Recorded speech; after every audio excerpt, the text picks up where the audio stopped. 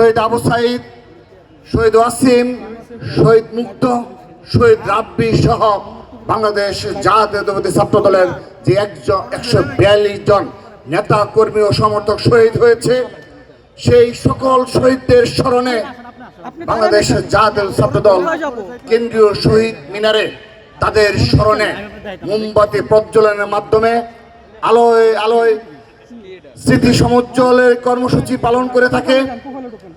আমরা এবারও 2026 সালে সেই কর্মসূচি পালন করে যাচ্ছি। আমরা আশা রাখছি এবং দৃঢ় প্রত্যয় ব্যক্ত করছি বাংলাদেশ জাতীয় ছাত্র দল প্রতি বছর বীর শহীদদের স্মরণে এই কর্মসূচি অব্যাহত রাখবে।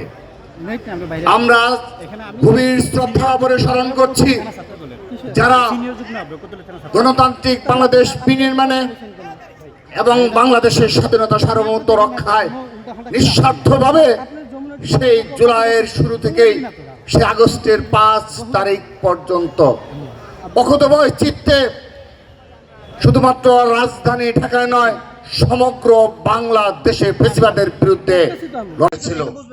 মনে পড়ছে এই শহীদ মিনারে সেই 15 জুলাই, 16 জুলাই, 17 জুলাই, 18 জুলাই ঢাকা দলের সেই অকুতোভয় নেতৃত্বগুলো, ছাত্র দলের নেতৃবৃন্দ, ঢাকা বিশ্ববিদ্যালয়ে সেই সাহসী বোনেরা সেই টিএসসিতে এই শহীদ মিনারে তাদের রক্তে রঞ্জিত হয়েছিল।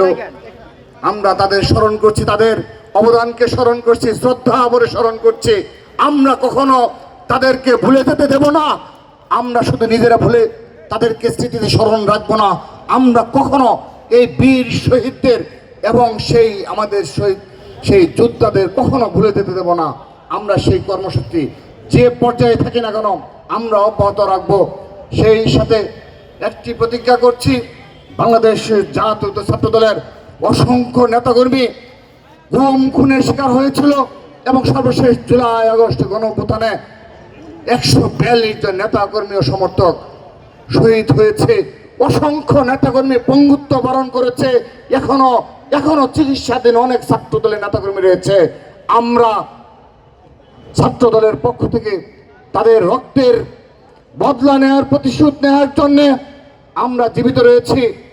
তারা শান্তিতে ঘুমাবে, কিন্তু বাংলাদেশের রক্ষায়, বাংলাদেশের স্বাধীনতা সার্বভৌমত্ব রক্ষায় ছাত্রদল সবসময় অতন্ত্র প্রহরী ন্যায় ভূমিকা পালন করবে, সেই প্রত্যাশা রেখে এবং আর আজকের এই কর্মসূচি সফল করার জন্য সবাইকে আহ্বান জানিয়ে বিদায় নিচ্ছি। বাংলাদেশ জিন্দাবাদ, বাংলাদেশের জাতীয় ছাত্র দল জিন্দাবাদ। শহীদ